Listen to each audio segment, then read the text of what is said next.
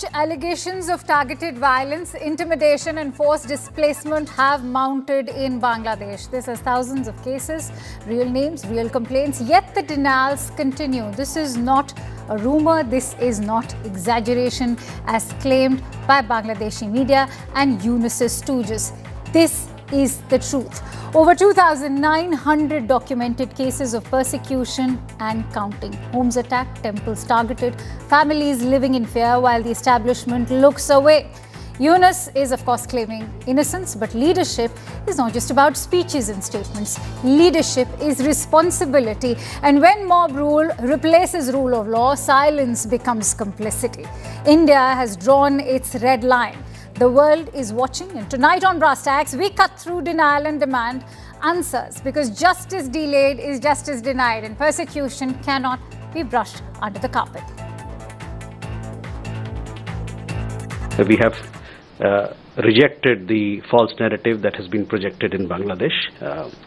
You would understand that law and order or security situation or the developments that are happening in Bangladesh is the responsibility of the government of Bangladesh. The unremitting hostility against minorities in Bangladesh, including Hindus, Christians and Buddhists at the hands of extremists, is a matter of grave concern.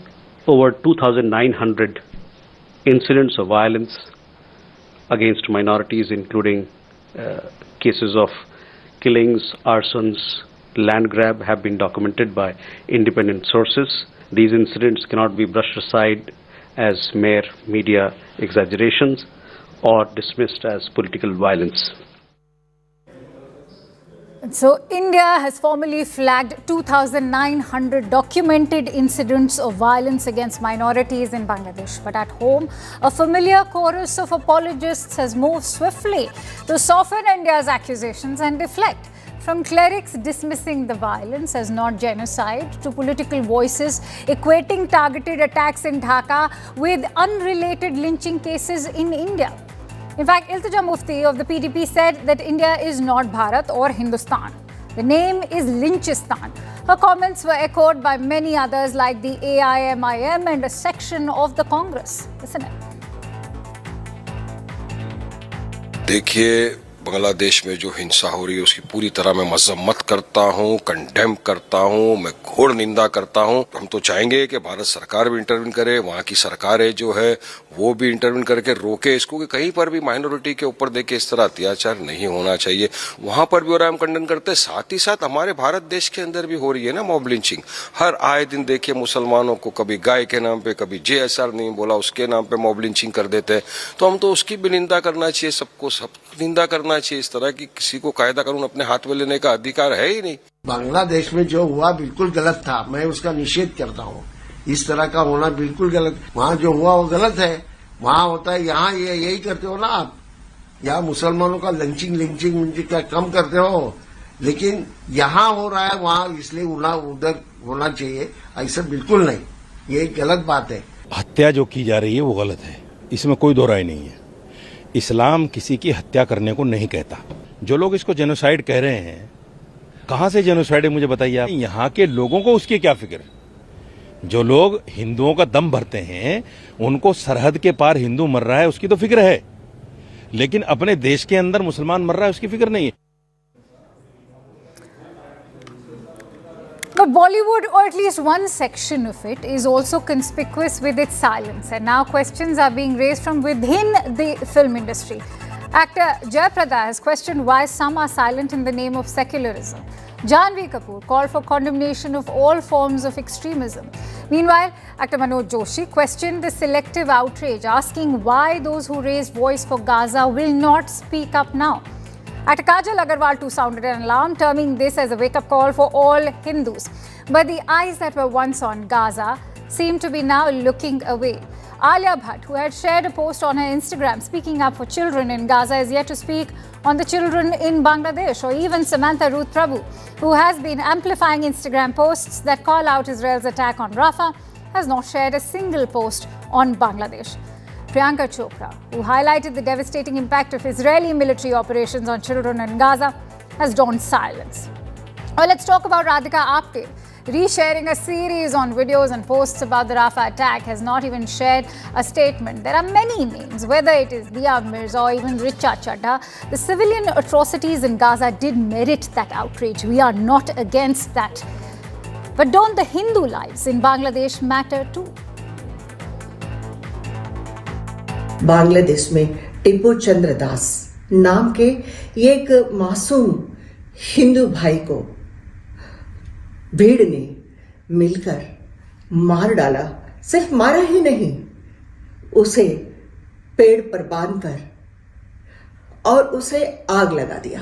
यह सरासर मां lynching है, सीधा सनातन धर्म पर और हिंदुत्व पर प्रहार है। देखो, ऐसा है कि गाजा या फिलिस्तीन में होता है तो सब लोग बाहर आते हैं, लेकिन जब बांग्लादेश में एक निष्पाप हिंदू को मारा जाता है तब कोई बाहर नहीं आता। ये बड़ी दुख की बात है। All right, let me introduce my esteemed guests today. I'm joined in by Pinak Ranjan Chakrabarti, the ambassador, who is former Indian ambassador to Bangladesh and former secretary at the Ministry of External Affairs. Also joined in by Mr. Ashok Pandit, who is a renowned filmmaker. I'm being told Fawzia Arshi, who is a filmmaker, will also be joining in just a bit. But if I may come to you, Ashok Pandit, all eyes have always been on Rafah, but today no eyes on Bangladesh. Well, Akanksha, good evening. You see, I have a long story to say as far as persecution and genocide of Hindus are concerned. When I suffered the worst genocide in Kashmir, where 4.5 lakh people, Hindus, had to leave their homes, and they suffered the worst persecution by Islamic fundamentalists, backed by Pakistan, the entire country was silent. And so-called agenda-driven who are crying on Palestine or crying on Gaza were also silent. Whenever Hindus are killed all over the world, there is a total silence in this country of ours, belonging to various professions. Because they feel that this is out of fashion. This is not fashion. It looks good when I talk about Gaza. It looks nice. I have seen performers, I have seen musicians, I have seen actors, I have seen huge, big writers, intellectual class of people. On stage, they talk about Gaza. They talk about Palestine. They talk about human rights violations. But looking at the visual of Dipu Das or now Amrit Mandal, how can you keep silence? The way he was taken away, the way he was handed over to the police handed over him to people who hanged him and who murdered and was burnt alive. Now this visual, a person, whether he's a Hindu or a Muslim, should not segregate, whether he is a Muslim or a Hindu. He was a Hindu, that's why you kept silent. Our industry, let me talk about, in fact, I should applaud Janvi, who took a lead, of this generation, who had the guts to talk about it, condemn this entire act of, killing and burning a Hindu. And I think the entire industry should take a lead, and Jayaprada and Manoj Joshi, all our friends, they have come up now.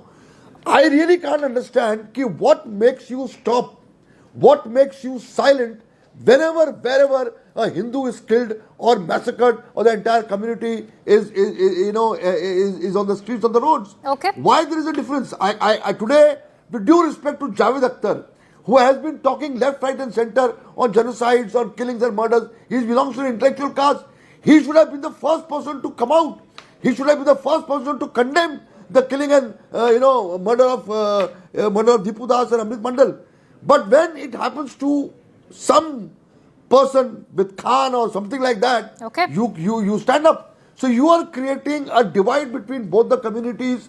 You are responsible for the selective activism, and selective activism is much more dangerous than anything else for a country. Fawzia, do you think that the kind of selective activism that Ashok Pandit is also referring to is also, Bollywood is just an extension of what we are seeing play out in, say, the Indian polity? You have someone saying that this is in fact Lynchistan. Someone saying we are so concerned about the Hindus in Bangladesh, but not a word is being spoken about Muslims being lynched. Do you think that the situation in India can actually even be compared to what's happening in Bangladesh? And what about all of these apologists who are even refusing to admit that this is a genocide? Well, first of all, I will say that whatever is happening in Bangladesh is really not good. It's very, very, very bad. It's very sad. But what Mr. Pandit is saying is really something not really welcoming, because to what extent we have become Hindus and Muslims. We should say a human is being killed. I would say that hate crime or mob lynching in India is in 2024-25, the cases that were registered were approximately 947. Do we talk about it? We don't talk about. I'm not talking about Hindus or Muslims. I'm talking about these many cases were registered. Do we talk? And secondly, why always do you expect Indian film industry? There are many other industries as well. There are cotton industries, there's steel industry, there are so many industries. Why Mr. Anand Mahindra is not saying anything? Why Mr. Tata is not saying anything? What Mr. Khorakiwala is not saying anything? Do you really bring them to such? But do you not agree that the kind of reach that the Indian film industry has, perhaps not even the entrepreneurs and the billionaires of India? Let us talk about the impact, ma'am. Let's talk about the impact. Yes, so the outreach is directly related to the impact. Okay, if it is directly, see, we are there, we are entertainers. We are the people who make people happy. We should not talk about propaganda. All the time, film industry should not be dragged and should not be questioned. All right, then why are we lauding historic speeches for a Meryl Streep or a George Clooney delivering an anti-establishment speech on the Oscar stage? Well, that film industry should be away. See, we are social people. We are responsible for everything and anything which happens in the world, especially in India. We should concentrate and that what is happening in India. This is a human tendency peeping out in the neighbor's door, in the neighbor's house. Bangladesh is not our country; it's neighbor. Yes, we should condemn. We should talk. Our government should give statements. Why not only? But Palestine is. Palestine is also neighbors. We should not talk about that so much. All of right, course. Ashok Pandit, then perhaps all of Bollywood or the entire Indian cinema should remain as mute spectators. Is that what we are currently coming to? No, Akanksha, we belong to this country first and nation comes first. So Yeah. Bollywood people are not gods. They don't belong to a different world altogether. They belong to this country. So if anybody from this country or the person belonging to this country is affected, it's our concern also. This Aman Ki Asha thing has gone to dogs. Doesn't mean anything. And I really want to raise one issue, Akanksha. Fauzia says that this is a propaganda. I get killed, I get murdered, I get raped, I am hanged, I am burnt, and when I'm narrating my tragedy, it becomes a propaganda. But when you talk about Gaza, when you talk about Palestine, that's not propaganda. This entire complex of a film like Dhurandhar comes, it's a propaganda. A film like Kashmir Files comes, it's propaganda. A film like Kerala Story comes, it's propaganda. But when you make a film which is of a different sort, that's not propaganda. So this entire logic, this entire facade which has been created by the so-called secular and Tukre gang and all these people, that they are not ready to accept it. Fauzia, quick 30 seconds. Ambassador Chakrabarti is waiting. अगर आप बांग्लादेश की बात नहीं कर रहे हो, अगर आप बंगाल में जेनोसाइड हुआ हिंदूज की बात नहीं कर रहे हो, तो फिर आप गाजा की और पैलेस्टाइन की बात भी मत करो. Keep silence, keep mum. You can't be selective about your issues. Fauzia, this is the very country that India ensured receives its liberation back in 1971. We celebrate their victory day. We share the common Bengali Yeah, exactly. pride. So how can we just say that, okay, it's in It's your all neighborhood? about Let Shriman, me it's enlighten not you Dhaka, about it's India's not foreign policy. Bangladesh. No. Let me remind you and enlighten you about India's foreign policy. Act East, neighborhood first. These are all very significant foreign policy initiatives under the current regime, only to ensure that India plays the big brother role to these countries. So why not raise your voice when minorities there are being murdered, brutally lynched and burnt? You should raise. Why not? It's not about raising the voice. I'm not saying, I'm not against raising the voice. I'm saying why all the time you are targeting film industry and calling them on the stage and asking them to talk. Are they only people in the world who will talk about it? No, everybody is called. Everybody is called. Ashok ji, Okay, telling Ambassador you- Chakrabarti, Everybody my is called. apologies for Not making only you the wait so Muslims. much, but I think talk about I want to Khan. quickly rein you in as a more unifying voice as always. 2,900 documented cases of violence against minorities. The figure has been shared by the spokesperson today. It of course indicates a sharp increase after 2,400 to over 2,400 was endorsed by Dr. S. Jaishankar in March of this year. What do you make of this rising figure? Well, firstly, I think we must remember that there is an overhang of history. That overhang goes back to the partition. The mindsets that were created by the partition, by the emergence of an Islamic state, Pakistan, that's all affected everybody. And I think this must be remembered. We in India decided that we will not go down that road and we will not become a Hindu Rashtra.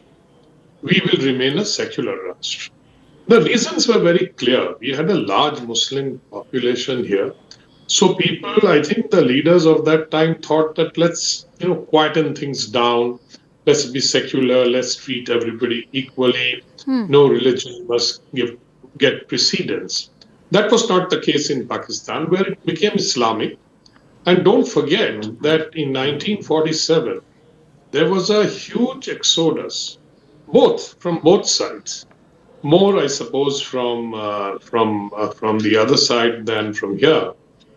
What happened? I think today the Bangladeshi Hindus are down to about 8%. It used to be more than 30 in United Bengal. Now, what are we looking at? I think one is, of course, the ideological basis, the pillars of the state of Pakistan, basically calls it an Islamic state. So as a non-Muslim, you become second-class citizens. Same thing happened in Bangladesh.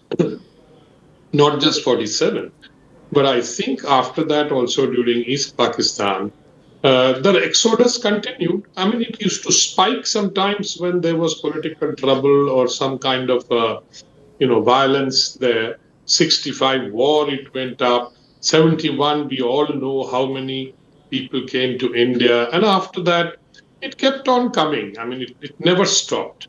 There is a very famous professor in Dhaka University, Professor Abul Baraka. He's done extensive research on this. And he, in fact, predicted, for which I think he's in jail now because he said those things and the Jamaatis and others didn't like it. Right. Because he was a liberal, he said that in the next 30 years, not a single Hindu will be left in Bangladesh. This is his comment, not mine. And he has written a book on it as to how the Hindus have been progressively deprived of their land, their properties, etc., so that the Muslims can take it. This is a fact. I mean, let's not run away from it. So today, what can be more shocking that if you want to marry your daughter within the community, you have to pay the radicals for a Hindu girl to be married within the community. Such is the plight, if I may tell you. This is information from ground zero, Ambassador. Yes, I know. I was there for 6 years. I know all these things. I used to get requests from, educated Hindu families, pleading with me to give their daughters a visa to come to India and stay here or study here, etc. So, I don't need to be told that these things happen in Yes, Bangladesh. yes. But So I I just think had to enlighten the viewers about it. yeah, sure. A lot of new things are coming up now. So basically, one is that there are two aspects to this attack on Hindus. One is the religious radical aspect. The other is the takeover of property and land, because Hindus did own a lot of land and property in Bangladesh, and the Muslims who did not have so much of property, they were larger in number, always coveted this. And one of the ways they used to do it is to attack the women particularly, so that the families felt so frightened that they ran away. And so I think this has happened in Bangladesh for a very long time. Right. Oh, I must say that Bengali culture and the secular outlook, which a section of the Bangladesh have always had, prevented, many more harsh reprisals against the Hindus. Okay. And I think, but that is breaking down now, because it broke down because of certain politics within the country, and because the Hindus vote in a particular manner, so they came under attack. And today, of course, you see a complete breakdown of law and order and lawlessness spreading all over. I want to also bring in Fawzia on that note. Fawzia, it's famously said that what's personal is political. The fact that we share a border, infiltration has been an issue. There have been movies that have been made as far as border security tensions are concerned, the genocides are concerned. Why shouldn't the Indian film industry be as vocal about an issue which impacts all of us? Tomorrow, these very radicals could be spilling over across our borders. There's already credible evidence backing the fact that you have an Arakan Rohingya army currently being prepared and backed by Pakistan. Yes, of course, everybody in India, everybody across the world should talk against it and should talk that this all what is happening, whether it is Bangladesh or wherever, it's bad. It should not happen in it. But there is one more thing. Tweeting. Do you think that just writing, tweeting, saying something over television will solve the problem? Then everybody in the world should do it. No, it will not solve the problem. Somebody like Ashok ji should take up that initiative, should become the leader, and should come up with some kind of concrete demonstrations wherein it could affect the entire world and shakes the entire world. What is this like? What will happen if Amitabh Bachchan comes and tweets about it? How will it matter? Nothing is going to happen. There should be some solutions. We should not talk. Fair ask. Let me bring in Ashok Pandit on that note for a rebuttal to that. That's a fair ask. But we are also living in times of social media where outreach is also governed by social media. At the same time, Ashok ji, as you respond, do look at these visuals and the way the anger is now spilling out on streets, not just in Bangladesh. Today itself, we are being told that the Bangladesh National Hindu Grand Alliance took to the streets in Dhaka. At the same time, you've seen the kind of protests that are taking place in Kolkata. There's a lot of anger. Hindus feel violated, they are feeling unheard. And yes, as role models, what ought to be done? Fawzia, I'll come to you. Ashok ji. Well, Akanksha, with due respect to Fawzia ji, you see, the point is that she advised us that I should take up this entire issue. I think we have been doing this from last 40 years. We have been fighting our battle with a lot of energies and a lot of power, whatever we have. The point is not whether industry should keep silent or not silent. What I would like to tell, what pains us is when an actress called Radhika Apte says that I will not allow my child to grow in this country of ours, India. She's an Indian, and when she gives such, statements about our country and remains silence when Dipu Das is burnt and hanged, creates a doubt in their activity. Right. Which country they belong to, which country they represent is what is more important for Zia. Okay. They are raising a voice. I agree to you we should say that we should raise voice everywhere and anywhere wherever. Because you see, cinema raise is my also voice a when reflection that of the happened. society. Cinema. Why should you keep ourselves away from other industries? We also belong to this country. Okay, I'm running short of time. I want to give quick closing thoughts to And Ambassador Chakrabarti over there. Ambassador, are you satisfied? I know you'll be very humble in saying I'm nobody to show my satisfaction with India's response, but we've seen enough happen across the border, whether it is, say, attack on the diplomatic missions, on the minorities, a lot of blame game as far as Hadi's killing was concerned. Of course, later on, the truth was put out there. But are you satisfied with the kind of quiet diplomacy that India is resorting to? You know, diplomacy is not about knee-jerk reaction that you simply get up and start shooting. That's not the way diplomacy works. And I should know, I've been a diplomat for 37 years. So what you do is you wait it out for some time and see how it's going.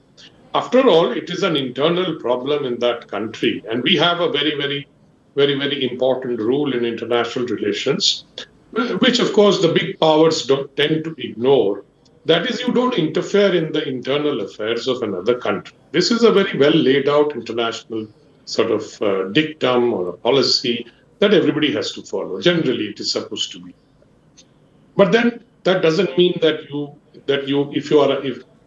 our problem is that Bangladesh and Pakistan are neighbors. We share borders and we have a legacy, and that legacy is that of the partition. This we cannot forget. This does not apply to Sri Lanka, to Nepal, to any other country. This is the legacy that we have inherited. And this is how the communal or whatever things that happened at that time has persisted in our society. Because there are ideological factors. For example, the question about why are we so concerned about Palestine? Yes, the liberal opinion throughout the world has condemned what's happened in Palestine. All right. But don't forget that the Islamic ideology believes in the Ummah. The Ummah is that every Muslim is your brother, wherever he is or she is your sister if it's a lady. And I think one will have to empathize with their condition, etc., etc. Okay. So, but it does not apply to other religions. Hence, the fact that others don't talk about that. The last point, I mean, if you give me one second, is the question about Bollywood.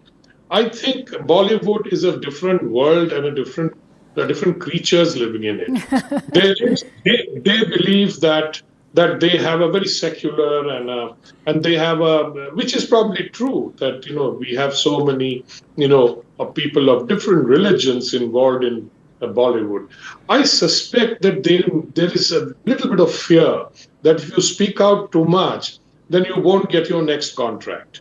That I think is another fact. But let secularism not be mistaken for wokeism, and perhaps Bollywood needs to remember that, as all of those actors who are now resorting to that kind of woke culture perhaps could turn a new leaf. And for Bangladesh, we do hope that there's a new dawn of democracy with 2026 round the corner, and perhaps the regime can ensure a free, fair and inclusive election. Many thanks to you all for joining in on Brass Tacks. With that, shifting focus over to the other big story, Kuldeep Singh Sengar, a convicted rapist, got reprieve from the Delhi High Court with the suspension of his life sentence. CNN News 18's investigation has revealed how the system has helped Sengar, the accused in this case, more than it has the victim. So between 2023 and 2024, convicted rapist and former Uttar Pradesh MLA Kuldeep Singh Sengar walked out of jail 4 times in 3 years. This despite consistent objections from both the rape survivor and the CBI. Each time, Sengar invoked medical or family grounds. Each time, the court allowed an interim suspension of his sentence. CNN News 18 has accessed the Delhi High Court orders in all 4 instances. They reveal a pattern of short-term releases that were repeatedly granted, even as the survivor warned that Sengar's release posed a direct threat to her life. From a daughter's wedding to diabetes, anxiety and cataract surgery, Kuldeep Singh Sengar stepped out of jail 4 times in 3 years. Meanwhile, protests were held outside the Delhi High Court today against the suspension of the sentence. Activists from the All India Democratic Women's Association participated, along with activist Yogita Bhayan. And so let's also take you through the entire record as far as the bails are concerned. On 27th of January up until 1st of February of 2023, from 6th of February up until 10th of February 2023, from 11th of December up until December 20th of last year, and from 23rd of December up until 24th of December last year is when he secured the bail.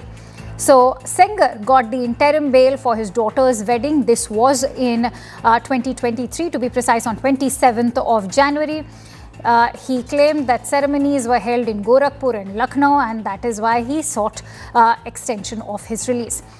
Plus, the High Court granted 15 days bail till 10th of February, and then the victim in fact had even warned that I may be killed, and CBI even backed this objection. Yet, why was the bail granted? The High Court had revised the order, asked Sengar to surrender on 1st of February. But released him again between 6th and 10th of February up until 11th. In fact, he was out for 11 days for the same wedding. So as far as 2024 is concerned, last year, Sengar sought 5 months sentence suspension on medical grounds. He submitted a report that had listed 8 elements that included diabetes, asthma, anxiety. But the High Court rejected that long bail plea as calling it excessive. Yet, he was granted an interim bail between 11th and 20th of December last year. The court then directed AIIMS for a medical examination, plus an 11-member AIIMS board evaluated that Sengar and his conditions were extremely controlled and quite manageable, which also questioned the need for the bail. He was in fact deemed as being stable, fit for discharge, and then the OPD care, which was also sufficient. In fact, Aman Sharma brings you a report. The major contention of the family was that there is a threat perception. Look what Mr. Sengar tells the High Court. He says in response to the argument on the threat perception, the learned senior counsel for Mr. Sengar laid strong emphasis on the grant of benefit of suspension of sentence to the appellant on 4 previous occasions. That is, the dates we just listed, twice in 2023 and twice in 2024. The Sengar said that he had never misused the liberty granted by this court. Additionally, he said, my conduct throughout the period of incarnation has also been good.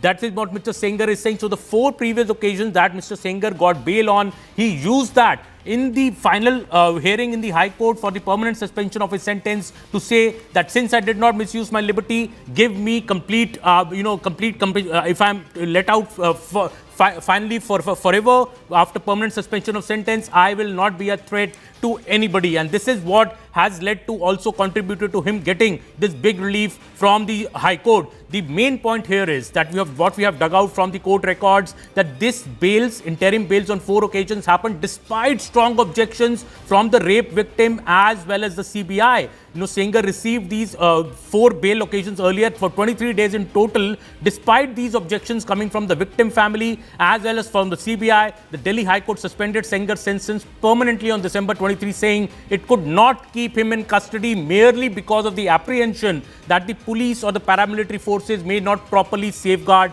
the rape victim. The court also has said that keeping Sengar in custody on the grounds of threat perception to the victim was not a tenable argument. Another very interesting line in the entire Delhi High Court judgment, which has gone totally in the favor of Mr. Sengar. Mr. Sengar has also placed strong emphasis, as I just said, on the 4 times earlier that he got bail. Now, I would like to take you back a bit to 2023. What the court records say. The first time Mr. Sengar applied for interim bail, he applied it for 60 days, Poonam, saying that he wanted to attend the marriage of his daughter. He said he was the only male member and he must be granted this particular interim bail. He was granted interim bail for 15 days then in 2023 because Sengar said the wedding rituals and ceremonies would be held in Gorakhpur and Lucknow, and he being the only male member, he needed to attend these make these multiple arrangements. The CBI strongly objected. The victim said she might be killed.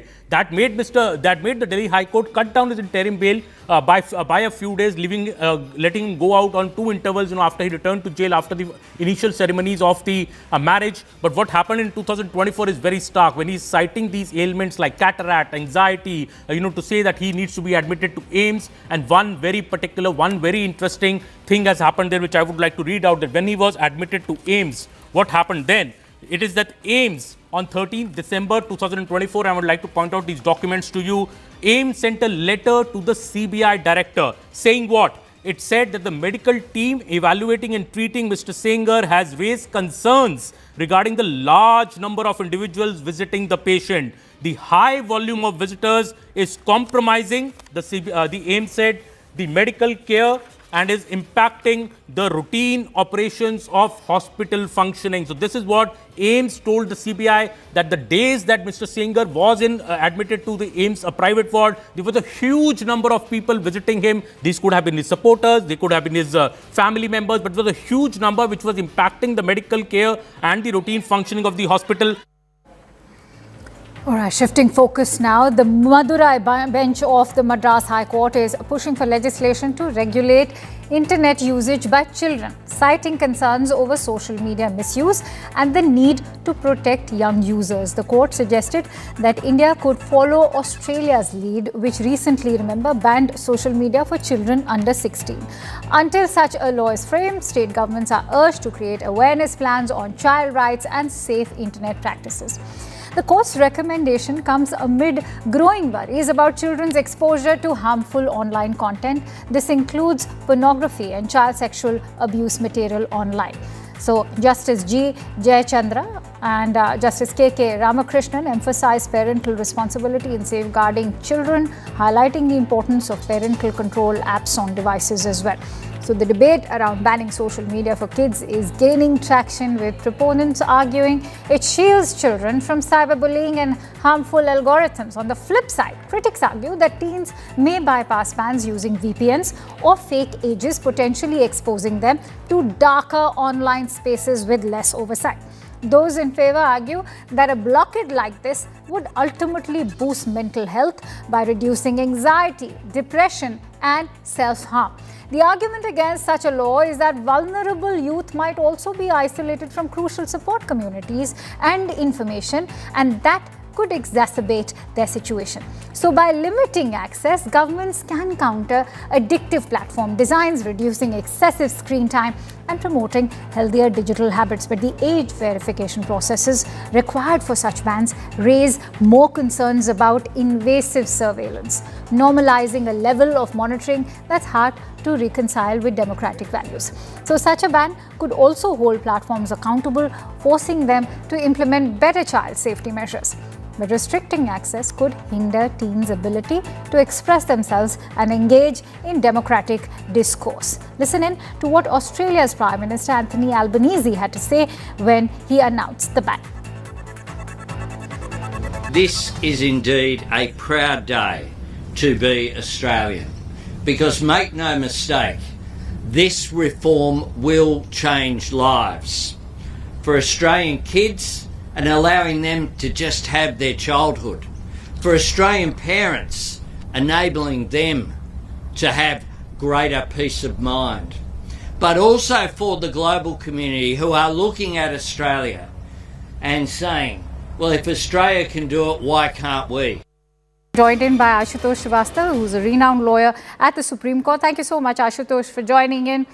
Let's talk about this parental sort of block that we are talking about, which will perhaps be able to ensure that parents are able to guide their children better. But when you talk about bringing that into, say, the internet services, how can that be ensured? See, I think completely blocking the children from use of internet, would be somewhat difficult, considering that as we have seen this that, especially when education is heavily turning yes, online. of course, yes. For instance, in Delhi, if we see due to the pollution and such factors, many of the schools have gone online, and children have been told, to have online classes to so that the pollution can be controlled at the same time. Now, if we see, the Australia, which has recently passed an act, legislation in December 2025 itself. As per that, they have completely banned the use of internet or the social media by the children, below the age of 16. Now, the question arises whether the same rule can be applied here, because we have this DPDP Act, Digital Personal Data Protection Act, which was framed in 2023. And in that act as well, the children have been covered, that they, considering their age, they should not be, supposed to be bullied by others. And But so many clearly, factors all of have that been, is rampantly happening. yeah, so There is many, yes. cyberbullying, there is Yeah, pedophilia, there's yes. exposure to However, online pornography. All of that is yes. happening. So, yes, and a parent consent is also required there, what law we have in hand at the moment. And as per the consent only, the child's any sort of information can be fed into the social media. So these factors are already there. However, there is no age factor as such mentioned. And if you see the many of the other countries also, like France, Germany, Spain, so they also have made certain laws by which they are trying to regulate, the kind of contents the children would be using through internet. So I think instead regulation should be the first criteria instead of completely banning it. And the High Court has clearly told the center also to to consider, what best can be done in the interest of the children. And I think even the rights commissions, which were formed under our National Commission, Protection of Child Rights Act 2005. So they should also do their duties. This is what the High Court has stated, that you must perform your duties. You have been formed to look after the children, their welfare, and also that they should not be, exposed to such kind of use of the, certain social media, or to the pornography, or to any such material which could cause severe mental, losses to the Okay. children in our country. I can see Pavan Duggal and Kasturi Shankar, who is an actor, has also joined in. Thank you for joining in. Kasturi, if I could quickly come to you. When we talk about behavioral change, it's not a sprint. It has to be a marathon-like approach, whether it comes to, say, controlling speed limits or bringing in, say, changes for issues like drinking, smoking. And similarly, when you talk about consumption of social media content for children, what do you think is the best option? Because we've observed that in Britain, the Online Safety Act was introduced and there was an immediate spike in VPNs. So why wouldn't children in India also learn to circumvent the law? Absolutely, you actually hit the nail on its head. I'm here not just as somebody in the social spotlight, in the public spotlight. I'm here more as the mother of a teenage boy. Appreciate. And I actually discussed this very question with him. I said, what do you think about what they have proposed in Australia? And he says his point of view is that all these rules are not going to make a difference unless it's the execution that matters. You can have 100 rules on paper, but how you enforce them and how you implement them is what really makes the difference. So I'm of the opinion that an awareness campaign would do a lot more good than having obscure laws that no one knows about. Now, if you let's say we have an age limit on children, Instagram, I believe, already has an age limit where you have to be 13 or over to be part of In Instagram. fact, we started And we have, introducing teen accounts also. I think there's a yeah, separate so platform for no, teenagers. we have baby accounts purportedly run by their parents. So adults are actually showing how to circumvent the rules anyway. So it's always about yeah, these rules are very good.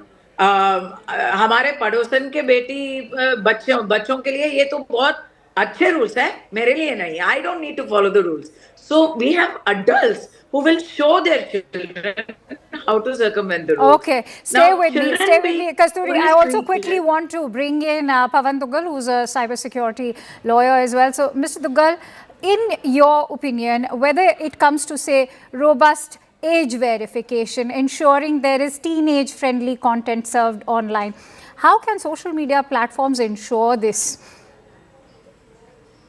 Well, social media platforms in India are governed by the IT Act.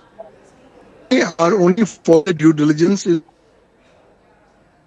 All right, I seem to be losing that connection with you. I may, if I may take that forward with, all right, Mr. Dugal's back. Yes, please go ahead, sir. I hope I'm audible now. Now you are. Yes, please go ahead. So I'm trying to say the intermediaries in India are covered under the IT Act. They are required to exercise due diligence. They do that by following the IT rules 2021. The only problem is for protecting children below the age of 18, there are no specific requirements, nor there are specific due diligence parameters. Hence, expecting them to do something proactively may not necessarily be happening. Why? Because they don't want to spend the time. They don't want to do anything which can upset their economic model. That, having said that, I think the need is very, very important to protect the childhood of Indian children. The only problem is the cat is out of the bag. The children already have now taste of social media. So if you want to go ahead and replicate what Australia has done, good luck to you, because I don't think that's going to happen in any case. Because Indian children are going to find 10 different indirect ways to access the said blocked websites. In any case, blocking has told us that But blocking Mr. doesn't work. Dugal, many are asking the question, is social media robbing children of their childhood? And, you know, there are concerned parents like me as well. And we do believe that these tech companies, primarily Facebook, Instagram, for Mark Zuckerberg, it's all about profit. They should also be taken to action. And when you talk about this kind of parental window, which is now being introduced, do you think that's a viable option? That's a much viable option for the government to take effective action against the intermediaries. Problem is, we're all now dealing them with soft gloves. We've never really taken any effective action against intermediaries. Once we take action against them, once we mandate new parameters for due diligence for protecting the childhood of Indian children, then to a large extent, they will be duty bound to follow. If they don't follow, they're actually going ahead and losing their statutory exemption from legal liability. So either way, that's the best way forward. So the onus first has to go to the government. It needs to come up with new due diligence mechanism. The onus needs to come up on the government for enforcing these due diligence parameters. And the onus also needs to be upon the parents. Let's try to sensitize our children that, look, there are the pitfalls, the downsides that are waiting for you. So it's going to be a holistic 360-degree viewpoint that will have to be taken. Everybody will have to contribute. But if you're telling the children, sorry, nothing from social media from tomorrow, they're going to revolt. So that's not going to happen. The better thing is to win their confidence, talk to them as friends, and hope the government comes up with strong norms, following what norms are given in Australia, so that the childhood of Indian children can be protected and preserved in the coming times. Kasturi, would you like to weigh in on what Mr. Dugal has just said? Oh, I thought he was extremely lucid and made such valid points. I'm all for safety. I believe that laws which oversee safety of children, preventing grooming or any kind of scams and sexual activity online with children, we see a lot of that these days. Any kind of regulation is welcome. But again, as I said, it's not the regulation that is going to protect our children. It's the implementation of those laws that's going to protect our children. Also, the flip side of it is, if you take a blanket ban, which will not work anyway, you blanket ban something, I think that will actually increase interest in the product and people will start going after it with renewed gusto. It also takes away the safe spaces of children with special needs who don't have opportunity or access to physical social interactions. So, you can't do a blanket ban just based on age. I think it has to be need based. It has to be, there are a lot of factors. Every educational qualification, parents' educational qualification. So, frankly, safety is welcome, but let's not become a license raj where the government is just harassing business owners and product brand managers with another license to pander for. All right. I want to give quick closing thoughts to Ashutosh Srivastav as well on that note. Ashutosh, if I could quickly bring you in on that note with quick closing thoughts about how, in your view, do you think how much of an impact will the parental window have on this suggestion? Do you think that that will be able to sort of curb the kind of adverse effects we've seen, whether it comes to, say, mental health issues, adding to the anxiety, the depression, the doom scrolling that teenagers are now being subjected to? Yes, this is a very important factor in today's times. But I feel that, the internet is equally important and useful for the children for their education. But at the same time, use of certain content in the internet could be harmful to them. So there has to be some level of balancing, that there has to be some regulation by which the contents are to be verified, and it should be regulated what is being shown to the children, and they should have limited use of the internet related to their education, considering the today's modern era of the education and the kind of knowledge what they gain through the internet. So everything is equally important, but banning completely, I think, would be somewhat harsh and difficult for the children in today's modern times to study also at the same time. Absolutely, but I'm sure Australia is going to prove to be an interesting case study, given that these tech companies for the longest time have been decrying censorship. They're saying that this is a blanket ban on free speech, but can that be implied to, say, children below the age of 18 is the key critical question, at least for our country and our own cultural ethos as well. But thank you so much for sharing those balanced insights, all of you, Mr. Duggal included, and of course Kasturi as well. Thank you for sharing your inputs with us over here. The US President Donald Trump says he will not tolerate the persecution of Christians in Nigeria, and so he ordered a military strike against Islamic State targets late on Thursday. This was in coordination with the Nigerian authorities. Now, the US Africa Command said that multiple terrorists were killed, and CNN's White House reporter Kevin Liptak gets us a detailed report. President Trump says that he has ordered powerful and deadly strikes against ISIS terrorists in Nigeria, who he has accused of persecuting innocent Christians. The president wrote in a post on Truth Social, "I have previously warned these terrorists that if they did not stop the slaughtering of Christians, there would be hell to pay, and tonight there was." The Department of War executed numerous perfect strikes, as only the United States is capable of doing. U.S. Africa Command says that the strike killed multiple terrorists and came at the request of Nigerian authorities. We have also reached out to the White House for more information. President Trump has focused really for the last several months on the plight of Christians in Nigeria, including in November when he called on the Defense Secretary Pete Hegseth to prepare for possible action and warned that the U.S. would enter Nigeria, quote, guns a-blazing, to protect the Christian population in Africa's most populous country.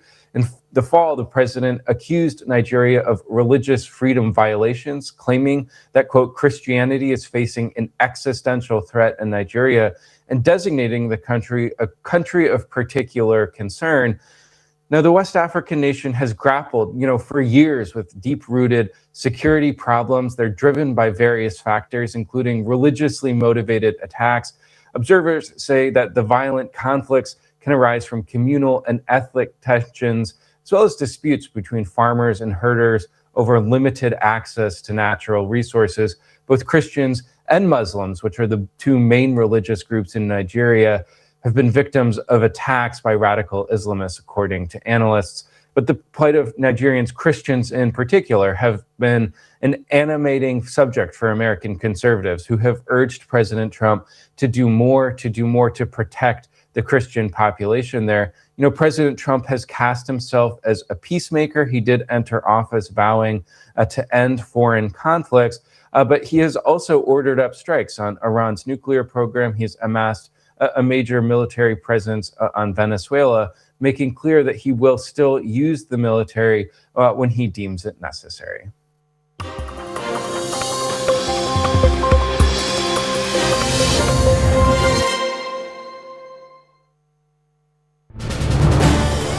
This is News 18 Network.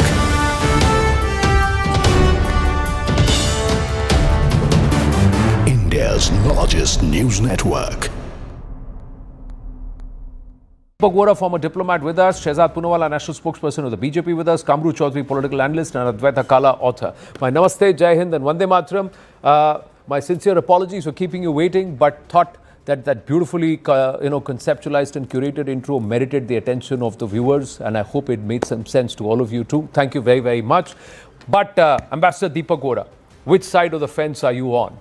Is this redefining, is this a pivotal moment that there would be a before Dhurandhar, after Dhurandhar? Those who call this a propaganda movie, are they doing it disservice? The selective secularism, as many would say, or selective outrage, would you like to call that out? Or would you like to leave it to everyone because they're free to make their choices? Ji. Well, thank you very much for that brilliant introduction. As I've always said, you are outstanding, sir. It was really riveting. Your introduction was as good as the film, which I enjoyed every bit of. Sir, may I just tell you, if you give me a minute, I see Mr. Poonawalla is there, other colleagues are there. So, India chala gaya hai, sir. Ye Bharat hai. I'm 74 years young. I've lived through the blasts in Delhi. I've seen what happened in 26/11 in Mumbai. I've seen what happened in Palika Kendra in the nation's capital. I've lived through it all. And I felt very angry. Why couldn't we teach these people a lesson? And today what I'm seeing in this film is that, yes, we will hit. Sir,